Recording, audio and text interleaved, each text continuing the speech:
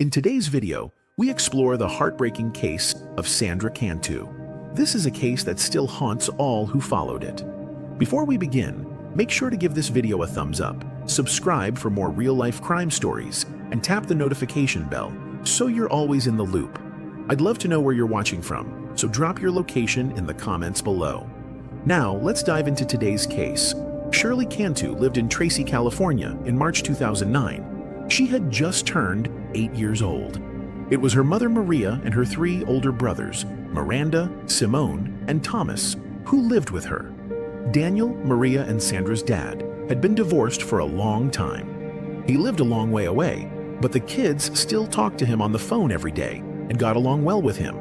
Thomas, her brother, said Sandra was always on the move and had a lot of energy. Her favorite things to do were to help her mom bake and help her grandparents garden. A lot of the time, you could find her outside playing. She liked gymnastics and dancing. She didn't mind going door to door and introducing herself to make new friends. But if no one could come out to play, she was happy to make up her own games and have fun by herself. Thomas just said she was a relaxed, happy, and playful little girl. March 27, 2009 was a normal day for everyone in Tracy. They all went to work and school. She got home just after 2 p.m. and was ready to tell everyone about her day. She ran back outside when she saw her brother coming home after putting her bag inside. The family lived in the Orchard Estates mobile home park, which has about 100 homes and is next to a small park. The 8-year-old was always on the go and didn't want to stay inside. She wanted to play with her friends outside before dinner. Since most of the kids in the neighborhood were not home, Maria was happy to let her play and bring her back in when dinner was ready, just like she did every day. Thomas said Sandra was really into Hello Kitty right now. Sandra put on her favorite Hello Kitty top and black pants, hugged her mom, and then ran outside. After a few hours, Maria told Thomas to call his sister in for food. The close player Miranda came over right away, but Sandra didn't. It was getting darker, and he thought she might be playing a game like hide and seek. He looked for her for another 20 minutes or so, but she wasn't there. Simone and Maria got in the car and drove around to ask neighbors if anyone had seen her in hours. No one had. Maria called 911 at 7:30 p.m., and this became a case of a lost person. Well, I have a missing daughter. Okay, how old is she? She's 8. When's the last time you saw her? Oh, about 3. She told me she was going over to this one girl to play, and she hasn't been home. And I went looking all over. Because of her age, this was already seen as a very serious matter, and police quickly brought in dogs to smell Sandra's clothes and try to pick up a scent. Outside, the dogs led the cops right out of the park and onto the main road. From there, the trail stopped. Detectives in the park took a picture of Sandra, but there was no need for one, because everyone knew who she was, and no matter how worried they were that she was missing, no one knew anything. Missing 8-year-old Tracy girl and continues this morning. Investigators say Sandra Cantu walked away from her home at the Orchard Estates mobile home park in Tracy. KCRA3 Sherakina Shams live in Tracy where the search continues right now. Well, good morning. Behind me is the Orchard Estates mobile home park. You can see Tracy police are stationed out here, and we've watched this morning as they've stopped and questioned people driving out of the mobile home park to get their day started today. Now, this is part of the police investigation unfolding in front of us. There's also what the volunteers are doing, and there's been an emotional search for the little girl. And I wish we didn't have to be here. And I wish she was at home with her family. And I hope if somebody has her, they bring her home. She needs to be home with her family and her friends and all these people that care. Because we all care. That's why we're all here. And that's the voice of just one of some estimated 300 volunteers looking for the girl over the weekend. 8-year-old Sandra Cantu is Hispanic, 4 feet tall, and weighs 45 pounds with brown hair and brown eyes. So far, what we know from that surveillance tape is that it shows little Sandra Cantu leaving the mobile home park about 4 p.m. and then returning and then walking away again. So the question, where did she walk to that last time that she was being seen on that tape? And where is she today is what everybody would like to know. The investigation out here continues. Police say if you know anything, you're urged to contact Tracy Police. One agent said that there were an alarmingly high number of people living in the park who had very serious criminal records. These included sex offenders living close to Sandra and an ice cream truck driver whose neighbors thought was so creepy around their kids that they would chase him off whenever he came by. While they were asking questions, Sandra's grandfather Joe told them they could look at his cameras, which he had just put up after his house was broken into. His cameras caught Sandra leaving the house to go play. just like Maria had said she would. She quickly came back, skipping across the road and looking happy. It looked like she was going back to her house, but she didn't go up the steps. Instead, she turned around and started walking down the street, which was going to one of the exits. The tapes didn't have any more footage of her. She wasn't seen again. Police thought she had left the park because she knew she shouldn't go outside without her family or a trusted adult. The way her head was turned made them think something or someone she knew had caught her attention. Sandra hadn't seen her dad, Daniel, in a long time, and the cops found out that he and Maria were fighting over money that had to do with custody. But Maria told the police that he would never be involved with this. Even though they were ex-lovers, he still had a great relationship with Sandra, and she loved him. Daniel was getting a lot of attention from the media, and everyone was rushing to get an interview with him. Tell us a little bit about what we were reporting today. Kyle, saying that you had gone to Mexico. Speak to that. What would you like me to say about it? Obviously, you're not in Mexico. I'm right here in front of you. All I know is I received a call from my sister stating that my daughter was missing Friday, and this was on a Saturday. I rushed out here. I stood for a day, and I needed to get back for my job. And I think that the reason why it's important for us to do this interview is because if the attention is taken off of you, then the attention can be put on the real person, if there is a person that abducted Sandra, or the search, instead of these things that are kind of thwarting. It's like I told the detective, do everything you need to do your job to the best of your ability. So, do your job, do the best thing you can do. Thank you for all your prayers. I love you. If you can get to a phone, dial 911, babe. Call somebody, run. Do anything you can do. But please try and get home. So much, I appreciate it. It was clear that Daniel worked that weekend, even though he lived a long way from town. Investigators were glad he had nothing to do with his daughter going missing. After 48 hours, the police had more than 700 leads to follow. To their relief, they said that none of them showed that Sandra was dead. All over the place, young girls who looked like her had been seen. There have been reports from people all over California that they saw her, which strongly suggests that she is still living. From the numbers we have, it looks like she's still in Tracy. But if we get a tip in Nevada or Southern California, we will go there too, said one cop. But time was running out, and the local government needed more money. They asked CARD, which means for Child Abduction Rapid Deployment, to help them. CARD is an FBI team. When a child goes missing, the first few hours are very important, but no one knew how long she had been lost for. There were several hours between when she left her caravan and when she was found. It was unclear whether she had been lost since the moment she left or had been playing for hours when something happened. The CARD team was led by Special Agent Joseph Bryan, who said that after this much time, a shocking and heartbreaking 97% of children who have been taken have already been killed. But that 3% is all you can think about until you find a body.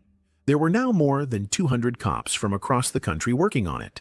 Northern California had only had one other search for a lost person that was as big as this one, up to that point. The chief of police in Tracy said she had to tell people to go home and sleep every second of every day they were out because she was afraid they would miss something while they were asleep. As the next week began, people in the neighborhood came together for a vigil. Thomas said he knew this mystery wasn't going to have a happy ending. No matter how hopeful they were, something bad had happened to his sister, and the vigil was more about sharing their sadness and being there for Maria. Around 8:30 p.m., the detectives who were also there were caught off guard. Melissa, a neighbor, ran over to them and was so upset she could hardly breathe. She found a note written by hand on the ground next to one of the lockers. Sandra's family lived just a few trailers down. She dropped it and ran straight to the police because what it said upset her so much. It said, "Cantu locked in a stolen suitcase thrown in water on BTI Road and Whitehall Road." See also, Melissa had good reason to be worried. This meant something very bad, but the note was strange. It looked like the writing mistakes were done on purpose to hide who wrote it. Even though this was the first piece of proof they had found, something didn't seem quite right. That night, there was a strong breeze, and almost everyone at the vigil was there and could be found. Police had been walking the streets for days, so it was strange that this had only just been found in that spot. Had someone carefully planned when to put it knowing that everyone was at the vigil and done it just minutes before. Was the note not real? Who wrote it? There were a lot of questions, but first, Melissa had to come in and say something. Her interview was done by the FBI. Melissa was her grandfather's neighbor and taught Sunday school at his church, where he was the preacher. She was living with her grandparents and their 5-year-old daughter after a split a few years ago, and a breakup not long ago. Sandra and her sisters would often go to her caravan to play with her daughter. Sandra and her brothers knew Melissa well, even though Sandra didn't go to church. Melissa had become a family friend. She said she hadn't really checked to see if anyone was close when she found the note, or if there was anything else that seemed odd. They asked to look at her car, and she said yes. They found a post-it note in the glove box that had some words written on it, but had been crossed out. But just to be safe, the cops sent this to experts. They were happy to let her go and let her focus on the note. But Melissa did give them a list of possible suspects to check out. One of them was a man who lived in the park and had a past of giving drugs to kids. One person was seen kissing Sandra on the lips and touching her hair.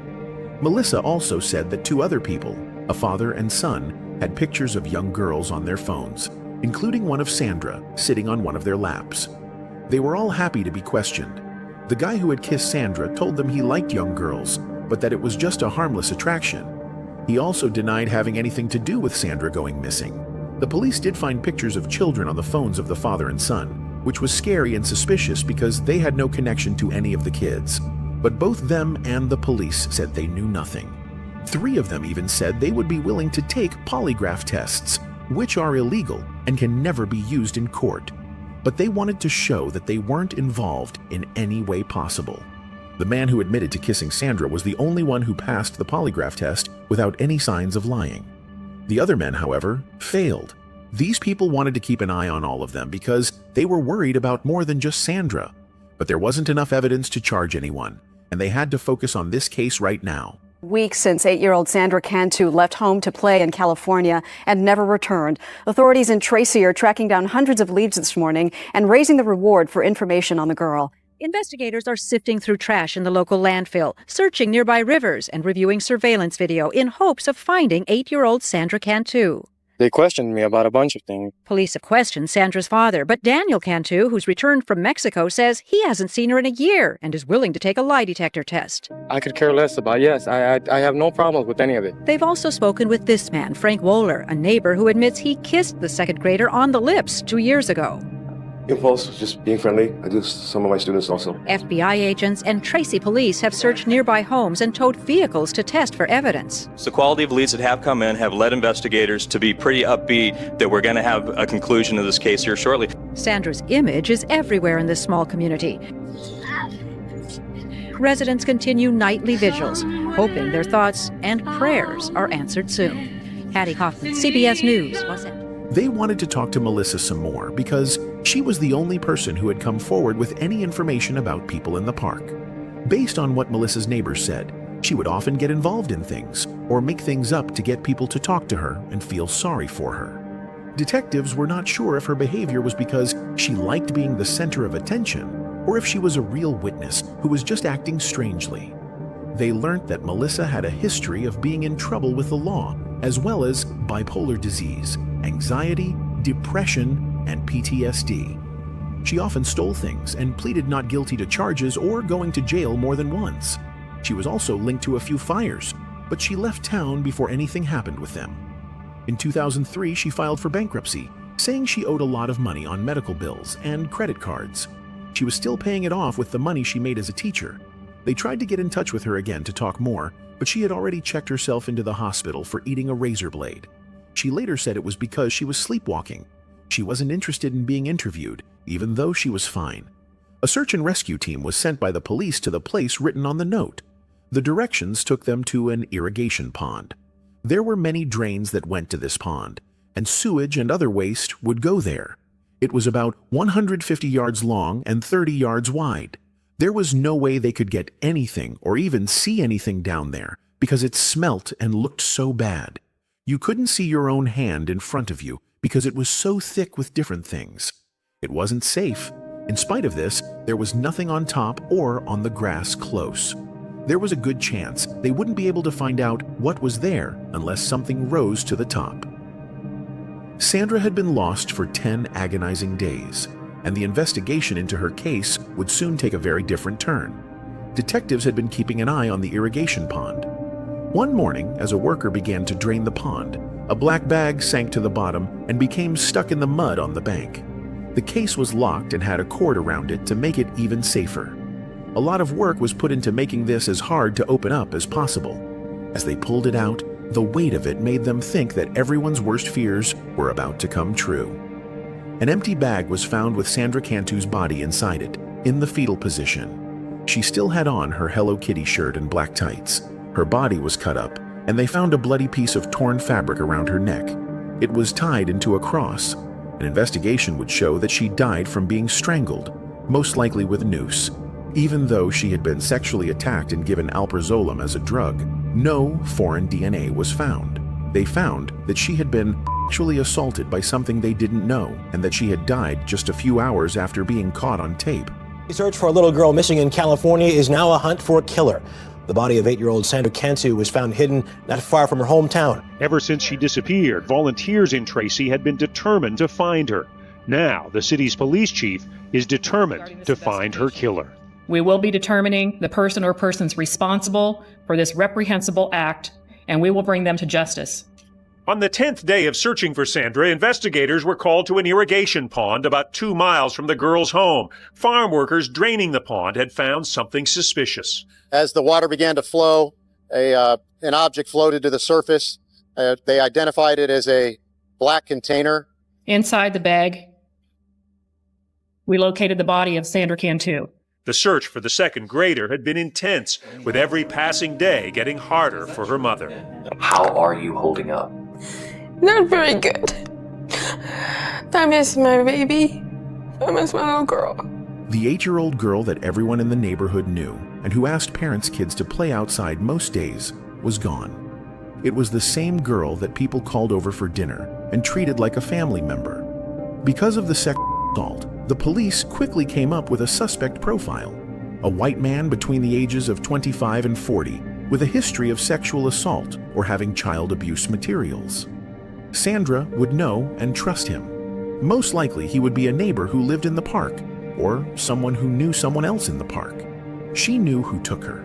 It wasn't a chance kidnapping. The sex criminals in the area who were on the list had all of their alibis checked, and they could all be found. People who lived near the pond were asked about what they saw. One of them remembered seeing something that stood out, but didn't know what it was at the time. He lived very close to the ditch and said, "Here is the continuation, formatted into uniform 2-line paragraphs, while keeping all the original content. On the Friday that Sandra went missing, he saw a dark purple 2-toned SUV moving around. That strange-looking car was parked in a spot that didn't belong to any of the neighbors and was a bright color. Most people stayed away from the wet area. He thought it was so strange that he went up to the car to see if he knew the driver. But the car was empty. While he was looking around, a woman ran out of the woods and told him she had to stop to go to the toilet. She quickly sped off when she got back in the car. He said the person he was talking about was Melissa Huckabee, and CCTV showed that she drove the same car. When we looked again at the cams, Melissa had gotten into her SUV from the spot right next to Sandra's house around 3:30 p.m. The driver saw her driving back to her house, which was to Sandra's left. She then went to her grandparents' church before being seen by a neighbor at the pond around 5:30 p.m.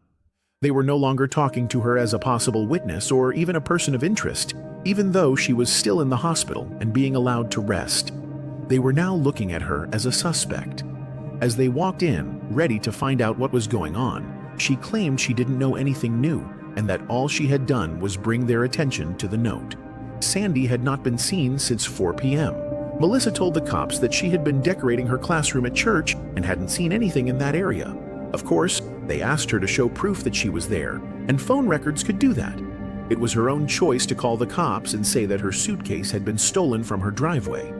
She said that when she found out Sandra wasn't there, she texted Maria, "Tell the police I had something stolen today around 4 p.m. That might or might not make a difference."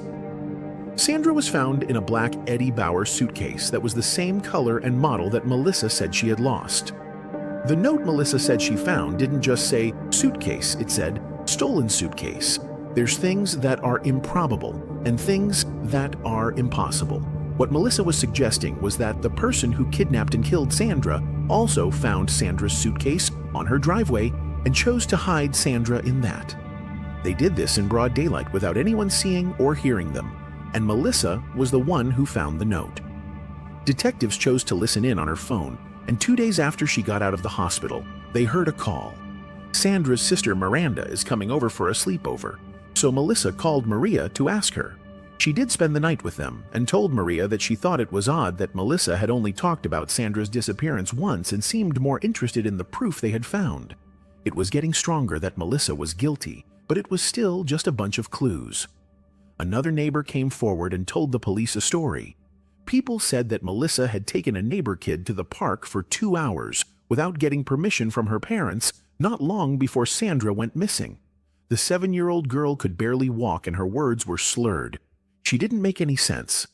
When her parents took her to the hospital right away, they found that she had been given benzodiazepines, the same drugs that they had found in Sandra. Melissa said she didn't give her drugs, so no charges were brought. Since Melissa was being blamed by many, she talked to a reporter to clear her name. The only reason that the police are over here in Elk Grove Church so much is because Sandra was my daughter's best friend and came over here almost every day to play with my daughter. And another thing is the suitcase. That was my suitcase. It was stolen out from in front of my house. In order to make a report, it was over $200. I had to go online and make a report, and I do not have access to the internet. So do you believe your missing suitcase was the same suitcase that Sandra was found in? I do not know. From what I can see on TV, it does not look like my suitcase. The police have not disclosed any information as to whether or not it is my suitcase. There was a situation where you and your daughter were out with another kid, and then what happened there? There was someone who accused you of something? I had taken my daughter and one of her friends to the park, which I had done for the third time that week. The mother was, I guess, at work, and the grandmother had told the little girl that she could go to the park, which she does all the time. And when the mother came home, she didn't know where she was. I gave the mother my phone number, my cell phone number, in case there was anything was to happen. Everything was fine. I brought her back. Police were called out at the time, and I was then called by my grandparents because her mother did not know that she was missing. That she was with me. Hearing about the drugs, the cops were finally able to get a warrant to search her caravan and the church where her grandfather preached. The letter Melissa had found on the ground was in the notebook that they found inside the caravan. It was so easy to tell the difference between the writing inside the book and the writing on the note. The experts who looked at the post-it note that was found in her glove box also found something very bad.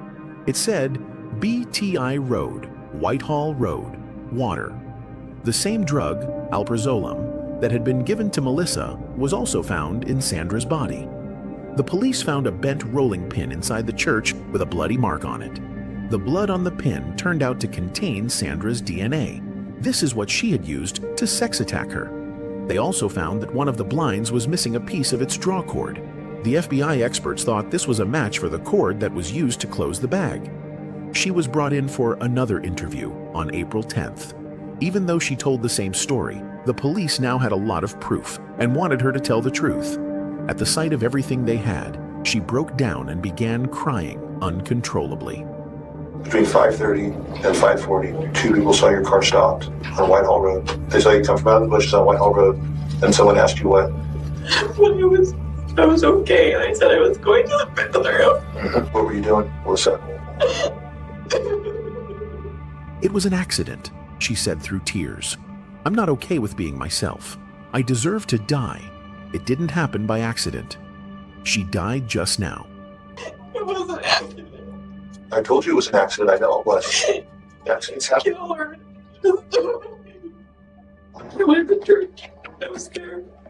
And when I came outside, I looked at my suitcase. I went to pick it out, and it was heavy. And she was in there.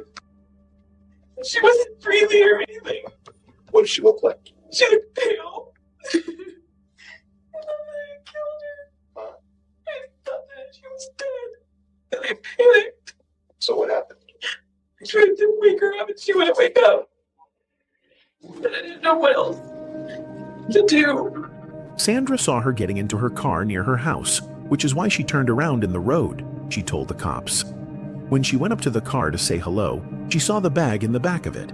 Melissa told her that Sandra had suffocated when she got into the bag to play hide and seek, without her knowing or seeing. She didn't realize she was in the bag until she got to the church and took it out of the car. She said she tried to do CPR, but it was too late. She then tried to hide her body in the ditch out of fear. Police said they did nothing but let her talk, which made her dig herself deeper holes. Ahead of time, they knew that the way she was found in the bag was not something she could have done on her own. Sandra had been raped and given drugs, so Melissa had to be the one who did this. This wasn't a mistake. The story was so complicated and planned. As soon as she stopped talking, she was handcuffed. Melissa was charged with taking Sandra Cantu hostage, sexually assaulting her, and killing her. She was later charged with giving drugs to the other 7-year-old and her ex-boyfriend, who is 37 years old. Sandra had full faith in her, and she wouldn't have thought twice about going to Melissa if she had called her to the car. Police thought Melissa tricked Sandra into getting into the car by saying she was going to help her prepare the church, which Sandra didn't mind. Then Melissa took her to a nearby church run by her grandpa, drugged her so badly that she would have passed out or been unable to fight back, raped her with the rolling pin, strangled her to death, and then put her in the suitcase. By the time Sandra was found, Melissa had already called the cops about the suitcase, texted Maria, written the note, and tried to look like the hero. And we have this story tonight. Accused child killer Melissa Huckabee returns to court on Thursday in Stockton. Huckabee, meanwhile, sits in the San Joaquin County Jail. And jail records show that she has been showing some strange behavior of late. 28-year-old Melissa Huckabee is charged with kidnapping, rape, and the killing of 8-year-old Sandra Cantu. Her strange behavior in August prompted 4 different incident reports in jail. Among them are on August 12th. A custody officer writes, "I found Huckabee laying on the floor next to her bed. She stated that she felt dizzy and passed out." A half hour later, an officer noted, "I saw Huckabee sitting next to her bed with a trash can. When I asked her what was wrong, she replied, 'I took pills.'" 3 days later, a report read, "Inmate Huckabee was hiding behind mattress with a blanket around her neck, a safety cell per site." And later, she refused dinner. Because there is a gag order in place, no one is commenting on the incidents. And that same gag order has kept the autopsy report sealed, which keeps secret the cause of Sandra Cantu's death. Gag orders and grand jury indictments have become more frequent tools in San Joaquin County. Over the last 8 months, the district attorney has gone to the grand jury 4 times for indictments, and the court has issued gag orders in 3 of those cases. The defense's latest motion was to file for more evidence to be turned over, but so far has not put in motion to move the trial out of the county. Yet that looms as a likely possibility.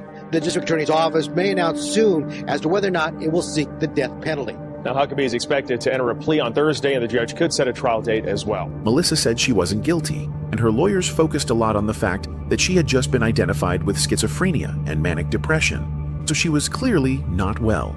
They said she was raped by a police officer when she was 19. This caused her a lot of stress, but she didn't want to get help for it and never talked about it.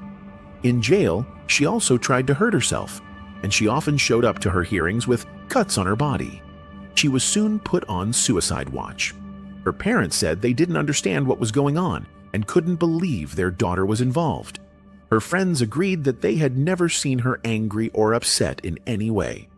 People told her she was a great mom, a nice neighbor, and friendly to everyone. Judy, her mother, told Maria in court, "From a mother to a mother, I'm so sorry. I felt your pain, and I understand the anger you must have. Every time I'm in this courtroom, I put myself in your shoes and feel your pain. Having your baby girl in your arms right now would be the only way I could give you the justice you deserve." Before the prosecution showed their huge amount of proof, Melissa gave a partial confession and changed her plea to guilty of first-degree murder and kidnapping. The charges that she physically assaulted and drugged Sandra were dropped as part of the deal. After pleading guilty, She avoided the death sentence and was not charged with sexual assault, drugging Sandra, her ex-boyfriend, or the other 7-year-old neighbor girl. All of the charges against her were dropped. It is not enough that I say I'm sorry, but that is all I can do. From the day Sandra has died, I've had to live with the consequences of what I've done. For the rest of my life, I'm going to have to live with these feelings. I loved Sandra a great deal. She was a sweet, innocent little girl who did not deserve to have such a short life. I alone are responsible for Sandra's death. I would like to apologize directly to you, Maria, for all of the pain that I've caused. I should not have taken Sandra from you, and I want you to know that she did not suffer, and I did not sexually molest your daughter. I would also like to apologize to my own daughter, whom I've lost. I hope that someday you will forgive me. I love you a great deal, and I hope to see you again someday soon. I owe an apology to the people of Tracy, the police officers who spent so much time looking for Sandra. I know in my heart that God has forgiven me, and I know my family has forgiven me, and I'm asking you, Maria, for your forgiveness. I can't imagine forgiving somebody who would harm my own daughter, but I hope that someday you can forgive me. Maria, I wish I could give you an explanation for what happened. I owe you an explanation. I still cannot understand why I did what I did. Every day, I try to discover my motivation, but I still do not have an answer. This is a question I will struggle with for the rest of my life. And I hope that this apology will help you in some way by accepting responsibility for what I have done. I hope that I can give you some peace. However, the prosecution said, given the trauma the Dr. Amali found and the instrument that was used, it's sadly hard for me to believe that Sandra Cantu did not suffer. Daniel, Sandra's dad, talked to Melissa in court and was very emotional. You took the life of an innocent little girl, and she didn't do nothing. She's not even old enough to decide to eat ice cream yet. And nothing changes, and nothing's gonna change the fact whether I cry.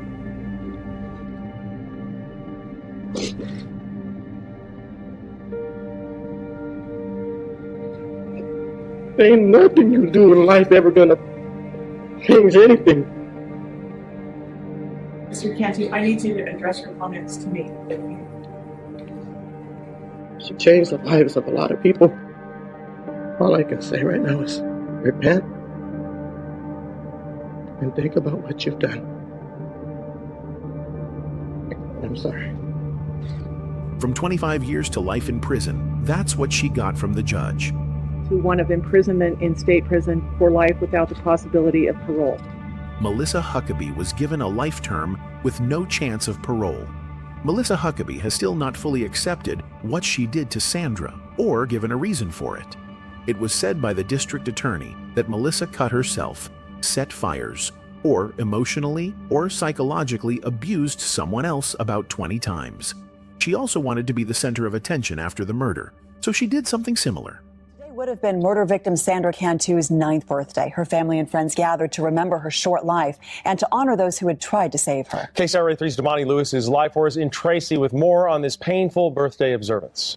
You can see there's a happy birthday balloon here on this tree, as well as several flowers at the base of this tree that was dedicated to Sandra Cantu. People in attendance call the service a celebration of life for Sandra.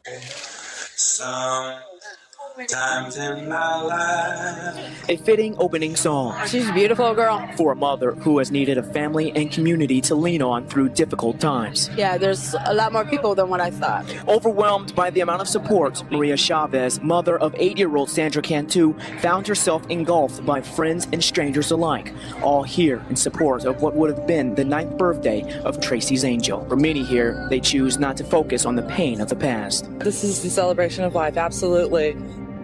It's to go beyond the negativity that has happened and to keep the positive. That's where Sandra's strength is in this community. And every story shared of Sandra, a tear soon followed. But on this night, family members say they gained strength through the community.